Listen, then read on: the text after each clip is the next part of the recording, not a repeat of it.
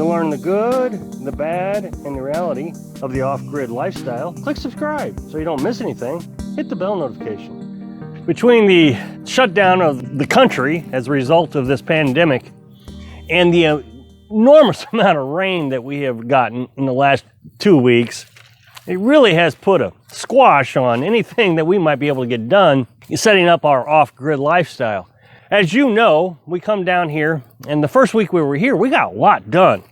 The weather was in the 60s, it was dry, sunny. We were able to get the well installed. We got the camper off the truck and got it set up as our temporary tiny house until we get a tiny house built on this. We got our solar panels set up. We got an IBC tank set up so we can pump water into it from our well. And everything was going really quick, really fast. Really got me motivated, and I was really excited about how things were going. Well, then I immediately came up here and I started cleaning up the trailer here. You can see the little section here I got done. And I only need to do 2 more sections like that size, and I could actually start building my tiny house there. But everything has stopped. I can't go out. The hardware store over here shut down, and I don't really want to go into a major store right now like Lowe's. First of all, it's a long ways away, and I don't know what the requirements are. You know, we don't have normal TV, so finding any information out, we have to go through YouTube or news articles. But the county 2 days ago restricted people from having groups larger than 10, and then the state of Missouri just yesterday or today, I can't remember which, did the same thing. So we're pretty much on lockdown here. We're doing fine, but we're just not getting any work done. As you can see, I've pretty much come to a standstill between the rain and the pandemic. But that has given me time to really analyze what we want to get done. For example, I've noticed this tree here is right over the trailer. And I'm going to have to figure out what to do with that. It looks like a healthy tree, and I would hate to have to cut it down, but I noticed just a few minutes ago that a limb has already fallen right where our house would be. And so, of course, I'm gonna have to do something about that because I'm right over the house. I could trim the branches, but on the other hand, if a storm came through here and knocked that tree over, it'd be right on top of our house. So I might just cut it down. I'm gonna give that some more thought.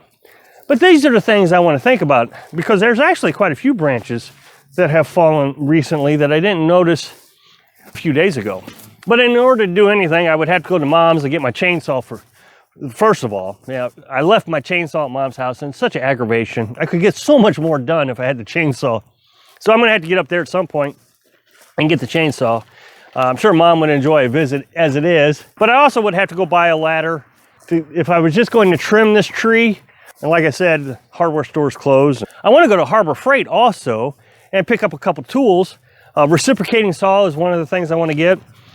Just a lot to think about, a lot to prepare for, and start setting up my next steps on what I want to get done. Obviously, I want to clean this up as much as possible, but it being so wet, it's hard to work. It's sloppy, muddy. Carolyn can hardly get outside sliding around in the mud. It's pretty muddy. One of the things that I want to get done relatively soon is I want to get this area here cleaned up. I've been really trying to think about my solar panels. Where they sit right now, the solar panels don't get all day sun because I got the wood line right next to the solar panels. So in the morning time, I don't get any sun in the morning, but the afternoon I get plenty of sun. The other thing I want to consider is right now, the sun is coming up over us, on top of us, because we're in spring. But when summer hits, it's going to start to retract and go back that direction. That's south. So that means all these trees here would be in the way of the sun. So I want to try to figure all this out and figure out where the best place to put the solar panels would be. Now, like I said, I think this tree definitely needs some work. And so if I get this spot here cleaned up, right here, I think this would be a pretty good spot for the solar panels. Now, the cedar tree would probably have to come down, and the tree right behind it is dead, so it's going to come down anyways. And then so all I got is this fence line right here that I would have to clean up. And I think this would be a perfect spot to put solar panels for when we actually get the house built on the trailer. This is important because if you understand amps on your solar panels, you got volts and amps. The more amps that you're trying to push through wire, the larger the wire has to be. So right now my solar panels are way down there. So I would guess that's a good 300 feet from the trailer. So I would have to have quite a bit of copper wire in order to push 40 amps maximum, because you only get maximum amount of amps on really sunny days. And we're talking, you know, 1 gauge wire, maybe even less, and I don't even know what's less than that. So it would be a big bundle of wire. That's the disadvantages of doing 12 volt system. I recognize the disadvantage, but 12 volt to me makes sense in my head, so that's why I did 12 volt. I understood it, and so instead of trying to learn 24 volt, which means I would have less amps and more volts, then I could use smaller wire, I decided to go with what I know. That being said, I gotta figure out how to clean this spot up so I can get the solar panels up here so I can use smaller wire. And I'd probably be able to get away with like 8 gauge, 10 gauge wire from this distance with 40 amps. So these are the things that you always got to think about when you're off-grid living, is you're designing systems all by yourself, and these systems have to work. Now, yesterday I was able to test my system to its fullest capacity. I pushed about 35 amps out of it. I was really happy with the way it worked. None of the wires heated up. Now, I would like to burn this out. Again, I need to get things organized, and I got to get some things bought so I can do that. My well pump, I don't trust enough yet. It's a 110 volt well pump, and I just don't trust it yet to actually pump water when I need it reliably. It's not failed me yet, but I don't want to get out here, start a fire, and realize I don't have any water. So what I want to do is I want to be able to get a hose off my RV pump on my IBC tank, sitting right there, and then I can just sprinkle a little water up here, and it should do pretty good.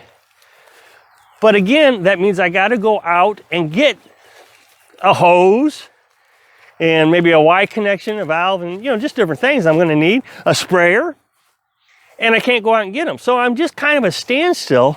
Now, with all that being said, I have noticed, as well as many of the commenters in the comment section have noticed, that my timing of coming and living off-grid was impeccable. Lucky, but impeccable. We're in a really good situation. It's unlikely that anybody's going to bother us here. We've been here 3 weeks, and we've met one person, which is our neighbor, and he really has left us alone. Other than that, no one has bothered us. If we were anywhere else when we were nomads, it is most likely that we would have had to find some place to go where we could have permanently stopped what we were doing. Now, we could have probably went to Mom's and stayed there indefinitely. We were there for a month and a half, and nobody said anything about us being there, but I did notice that more and more neighbors at Mom's house was driving by and staring at us. So I suspect it was only a matter of time before somebody complained that there was a truck camper with people living in it in Mom's yard. Now, we could have went to Dad's in Florida, but I do know for a fact that in Florida, where Dad is, you can only stay in your camper for 2 weeks unless you have a building permit. Well, of course, I'm not building anything there, so, Dad would have been out of the question. So this was absolutely perfect. Perfect timing, and I'm really happy that we got here when we did. Now, although it's going to be cloudy for the next several days, it is going to warm up, and I think there's only 1 day of rain forecast. So we might be able to come up here and start cleaning some of this mess up again, hopefully by maybe tomorrow or the next day, and get started on it again, get ourselves back into the motivation of working. I want to stay working because I am really out of shape, and I would like to be able to do something every day. Now, I have been trying to go out and make sure that what I already have established is working. I've showed you that I had to put a hillbilly well cap on my well. I used a Folgers can, And I had to do that again because I couldn't go out and get anything within a reasonable amount of time. My water was getting dirty because the water was running down into the well, so I had to do something.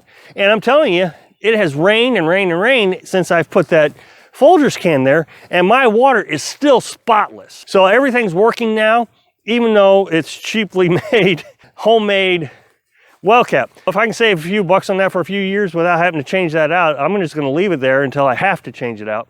Things are really starting to come together for us, and we're progressing very well, although we're at the standstill. Thanks for watching.